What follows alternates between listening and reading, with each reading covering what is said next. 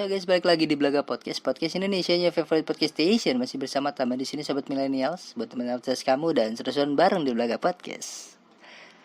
Dan pada podcast kali ini, episode ketiga, tidak ada bahasan yang terlalu spesifik, karena gue cuma pengen interaksi sama kalian, pengen ngobrol-ngobrol sama kalian, pengen ngomongin apa-apa yang lagi gue rasain gitu. Karena gue lagi heran banget ini kenapa gue bisa mikir gini subuh-subuh gitu. Gue sempat mikir gini loh, kenapa sih? Iya gak sih gitu, Jakarta itu bukan tempat yang cocok buat nyari jodoh gitu. Apa iya gitu.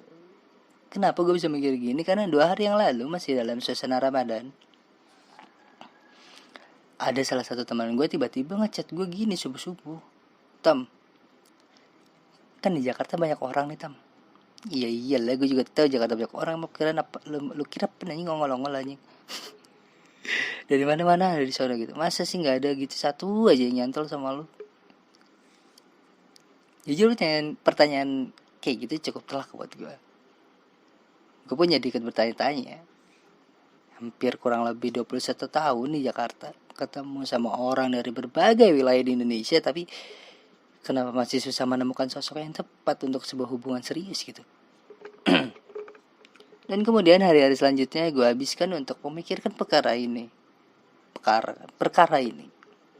Gue coba mengingat lagi apa yang telah gue lakuin di Jakarta, apa yang gue lakuin di akhir pekan gue, bagaimana perjalanan gue sehari-hari, dan apa aja yang gue rasain selama Jakarta. And then gue tiba di satu kesimpulan, seenggaknya buat gue Jakarta emang bukan tempat yang tepat untuk cari jodoh. Well, hal ini mungkin aja gak berlaku untuk orang lain, tapi setelah gue telaah, ada beberapa hal yang membuat jodoh gue terhalang kota Jakarta. Ya kedengaran seperti mencari kambing hitam. Gini. Hal pertama, gue ngerasa hidup Jakarta itu serba cepat dengan tuntutan yang berat.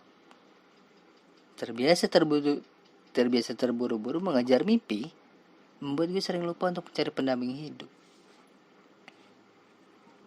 21 tahun Jakarta rasanya udah cukup lama ya buat gue mengisafi bahwa Jakarta itu waktu begitu cepat berlalu. Gue sempat heran kalau satu hari itu gak lagi berlangsung selama 24 jam. Ya kan? Lu pernah gak sih ngerasa baru bangun tidur nih, tiba-tiba udah pukul 10 ya gitu, udah 10 jam 10 siang ya gitu. Mungkin itu karena di Jakarta segala serba cepat gitu, serba terburu-buru. Berangkat pagi-pagi buta biar sampai kantor tepat waktu, menyelesaikan satu pekerjaan supaya gak lembur, kemudian pulang ke rumah dengan sisa-sisa tenaga. Semua kesibukan itu membuat gue seperti lupa waktu. Tahun demi tahun berlalu, kemudian gue bersadar bahwa oh iya juga ya, gue harus cari jodoh nih. Iya dong. Dan akhir pekan seharusnya menjadi hari untuk bergaul dengan dunia luar, tapi semua kelelahan yang ditimbun dari Senin sampai Jumat terasa mustahil untuk mencari pasangan gitu. Temen gue tanya lagi kan, Tam, gimana dengan weekend? Coba dong manfaatin waktu libur lu buat get live dan berhenti mikirin pekerjaan gitu. Nongkrong gitu sama teman-teman lu atau ikut berbagai kegiatan, siapa tahu ketemu seseorang. Gini, gue sendiri emang gak mikirin soal pekerjaan pas weekend, kecuali momen-momen spesial ya. Sayangnya badan gue juga udah terlalu lelah dan malas gitu buat mikirin hal-hal lainnya. Jangan kan ikut komunitas deh atau organisasi gitu. Pergi ke warung buat beli rokoknya rasanya gak bisa move on gitu dari kasur yang udah ngasih gue kenyamanan. Terus gimana caranya bisa bertemu dengan seseorang gitu. Apalagi nih kita sekarang mengingat semuanya udah bisa delivery, semua instan, semakin minim kesempatan buat gue bertemu orang selain soal kerjaan. Dan banyak yang bilang hidup Jakarta itu susah. Ya emang, tapi di sisi lain buat gue Jakarta juga memberikan kemudahan dalam bentuk lain. Misalnya di kampung gue itu ke pasar dan beli makan atau seenggaknya pergi ke warung deh, itu jaraknya bisa 2-3 km cok. Asli. Dan rata-rata orang di kampung gue itu masih banyak yang pakai sepeda. Nah, lo bisa bayangin dong, udah dapat gambarnya dong. Coba lo bayangin, berangkat ke pasar naik sepeda, pulang dari pasar sepeda yang ngeluh, anjing tau gini gue daftar jadi amigo aja dah. Ya. Tapi lo lihat di Jakarta, semuanya serba instan, bisa delivery, bisa online. Mulai dari makanan, baju, buku, make up, telur, galon, panas dalam, bibir pecah-pecah, gigi berlubang, banyak. Kenapa pajaknya ke situ aja? Gue cuma tinggal klik-klik di HP terus nunggu di rumah tanpa harus kemana-mana untuk melakukan banyak hal. Tanpa sadar, hal ini membuat interaksi gue dengan orang lain itu semakin berkurang. Lama-lama gue pun sadar, ternyata kesepian juga ya gue. Ya meski selama ini selalu mengaku gue baik-baik aja, I'm okay, no problem. Dan menurut gue punya pacar itu bukan berarti perjuangan kita kelar. Karena gimana? Karena di kota yang sibuk ini butuh skill istimewa buat bisa mengejar cita-cita seturut dengan asmara. Yang pada akhirnya seleksi alam terjadi dengan begitu aja. Karena gini loh, kita sama-sama sibuk, sama-sama capek. Perlu cara khusus buat bisa meluangkan waktu untuk tetap bisa bertemu. Mungkin dengan cara makan siang bareng colongan minimal seminggu sekali. Tahu bisa juga milih naik angkutan umum yang sama dan janjian lah di satu stasiun sepulang kerja gitu. Semua hal-hal itu tentu perlu cara dan hanya diperuntukkan bagi orang-orang istimewa. Bila gak cukup termotivasi untuk melakukan itu semua, seleksi alam pastinya akan berlaku begitu aja. Dan ya ternyata hidup di Jakarta emang sesusah itu ya. Tapi gak bisa disangkal, Jakarta tetaplah kota yang menyenangkan untuk beberapa hal.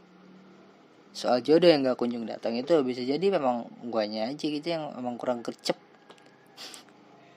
Ya iya dong, kan emang jodoh gak bisa datang begitu aja saat gue rebahan selama Sabtu dan Minggu sambil nungguin petugas delivery. Ya dong, gak bisa dong. Dan gue juga bingung kenapa kota yang besar ini menawarkan gue sebuah ketakutan tersendiri, ngebangun rasa puas pada gue. Gue kalau diajak kenalan gitu sama orang asing di tempat umum, merasa curiga gue langsung membumbung tinggi gitu. Lo lihat deh gimana dengan angkutan umum Jakarta. Seperti kisah-kisah romantis dalam film atau novel, berawal dari selalu menaiki KRL dari stasiun yang sama di jam yang sama, lalu saling pandang, kemudian tertarik satu sama lain. Atau gini deh, ketika nggak sengaja bertemu di TJ nih, Transjakarta, lalu lu ngeliat, wah cantik nih, open bio gak ya? Enggak. Oh cantik nih, minta IG-nya gitu ya, kan awal-awal gitu. Dan kemudian hubungan kemudian semakin dalam, ya kan? Dan itu nggak mungkin terjadi di dunia nyata, karena hanya itu hal itu aja ada di film dan drama.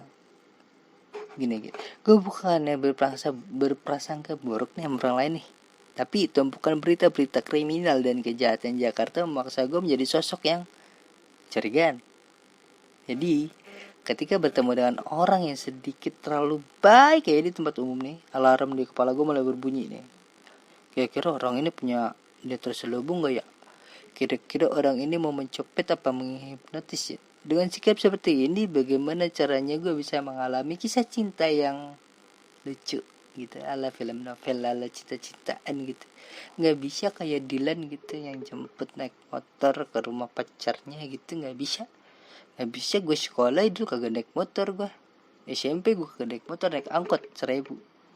Belakangnya ada speaker sama botol-botol yang botol-botol minum, tapi isinya gue rasa itu pewarna gitu. Lu keren ya ini kayak gitu, speaker kencang, gue duduk di depan. Nggak bisa gue pacaran yang romantis, gue nggak bisa. Gue bukan tipikal orang yang romantis gitu. Masuk SMA gue udah punya motor nih, gitu, berharap bisa jemput cewek gitu kan. Ya pada ya gue ditakdirkan untuk masuk STM yang isinya laki-laki semua nih. Kagak ada cewek. Ada cewek cuman bisa dihitung pakai jari. Itu juga jari kepala sekolah. Bisa bisa itu dihitung pakai jari. Ya kualitas cewek-cewek STM ya yang cakep bisa dihitung lah ya. Gue udah ekspektasi anjing gue SMA nih, masa-masa yang kata orang itu masa-masa indah, tapi tidak. Emang terkadang ekspektasi tidak sesuai dari realita emang. Berak emang. Gara-gara pulang sama cowok terus, sama sekarang teman sekarang gue masih temenan sampai sekarang. Dia adalah saksi bisu motor gue yang tiap tahun mengalami kejadian yang tidak ada di nalar gitu. Ada aja gitu tiap tahun kunci gue hilang dari motor, motor gue hilang dari kunci. Apa sih anjing?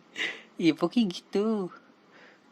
Ekspektasi gue nggak sesuai sama realita gue. Apa yang diceritain orang-orang kalau masih SMA itu indah, tidak. Gue masuk STM, ditakdir masuk STM yang sekolah cowok semua, dan di sekolah gue itu rambut harus botak selama 3 tahun. Men, bayangin.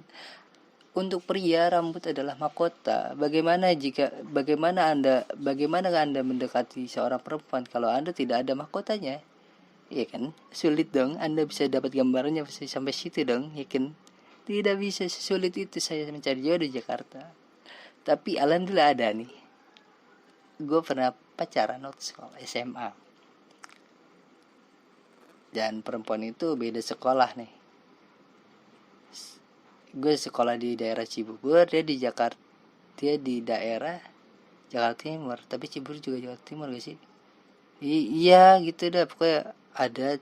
Gue sekolah di SMK 52 dan mantan gue ini ada sekolah di PKB Islamic School. Ada, pokoknya ada gitu. Itu kali pertama gue sekolah menjemput seorang perempuan. Itu pengalaman pertama gue pacaran di SMA itu kelas 2 men. Kelas 2. Kelas 1 ya masih engineer lah ya, masih kayak anjing gak bisa nih gue gak mau banyak gerak dulu ya kan, ntar kelas 2 kelas 3 gitu. Kelas 2 gue nih dapet cewek kan, akhirnya gue gak sama si temen gue ini lagi, gue sama dia jemput. Kamu udah pulang belum? Udah. Ya aku jemput ya. Iya ya udah, jemput pulang ke rumahnya. Kadang-kadang ke Red Doors juga. Enggak lah. Gue kantor ke rumahnya gitu kan. Kantor ke rumahnya, pulang ya udah aku pulang ya. Gila kayak Dylan banget ya gue gitu, pakai jaket denim tapi nggak kayak Dylan, jaket gue hitam polos gitu kan. Anterin tuh. Ya udah aku pulang duluan ya. Iya ya udah sana hati-hati, asik kan, seneng dong. Habis itu ya udahlah, itu hubungan lain lah gitu. Udah apa sih ngomongin hubungan gue, ya pokoknya gitulah ya. Kenapa alasan gue kenapa Jakarta itu nggak cocok buat gue nyari jodoh ya. Udah gitu aja lah ya. Sampah sekali podcast saya, wow. Ya udah gitu aja paling. Kalau kalian masih seneng gue ngomong di sini, bisa like dan subscribe. Kalau kalian masih pengen gue ngebacet, silakan share ke teman-teman kalian, dan terus puasa ya biar dapat pahala. Sekian dan